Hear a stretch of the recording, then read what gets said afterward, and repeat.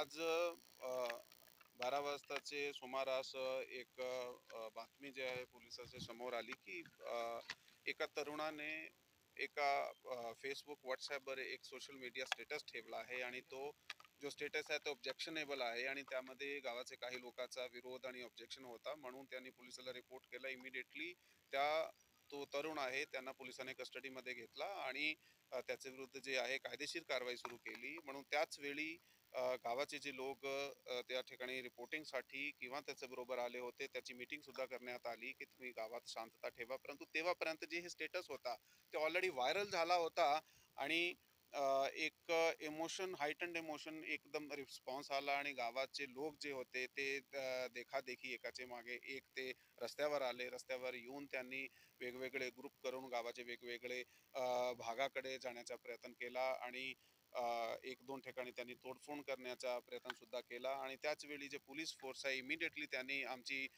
प्रथम जे police party होती त्यांनी रिस्पॉन्ड केला आणि 15-20 मिनिटाच्या सुमारास आमची बाकी पोलीस तुकड्या त्या ठिकाणी आल्या आणि त्यांनी ते तरुणाला आवाहन केला, सिटिझन्सला आवाहन केला, काही लोकांना काही ठिकाणी थांबण्यात आला.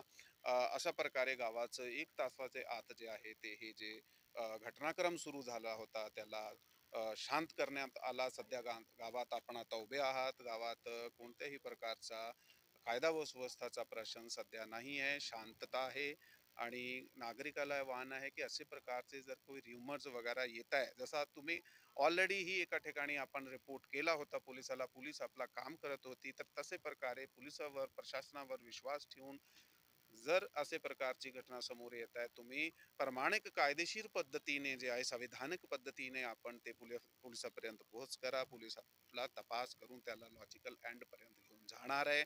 कुठल्याही प्रकारचा कायदा व संस्थाचा प्रश्न निर्माण केला ते सर्वांच्या त्याला सुटे. असा न करता चांगले नागरिक म्हणून आपल्याला समाजामध्ये शांतता ठेवायची, कायदा व सुव्यवस्थेचा प्रश्न निर्माण करायचा नाही, असं आमचं नागरिकाला आव्हान सर आहे. नुकसान काय काय झालं याच्यात? यामध्ये आता सध्या आमची टीम्स आहे, आम्ही सुद्धा आता गावात पेट्रोलिंग करतोय. आमची टीम गावात बंदोबस्त सुद्धा करत आहे. एक दोन ठिकाणी काही शेड होते, टीनचे शेड वगैरे आहे, ते टीनचे शेड एक दोन त्याचं नुकसान झालेलं आहे. एका ठिकाणी एक वाहनचा सुद्धा नुकसान आहे. असे प्रकारचे 2-3 ठिकाणचे आपल्या समोर आलेले आहे. त्याचे आमची टीम आहे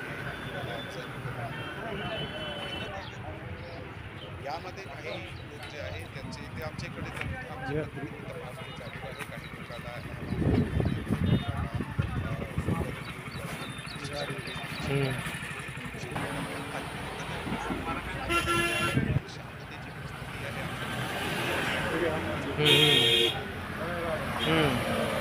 नागरिकांनी सुद्धा लोकांना आवाहन केलं आहे की पुढे कोणालाही चल. शांततेची चला, चला, चला, चला.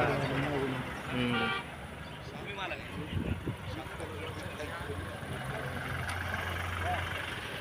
शांततेची आता यामध्ये यामध्ये कसं आहे की जसं मी सांगितलं की तपास चालू आहे. आता तो नेमका राहणारा इथला आहे, कधीपासून इथे राहत आहे, किती वर्ष झालेले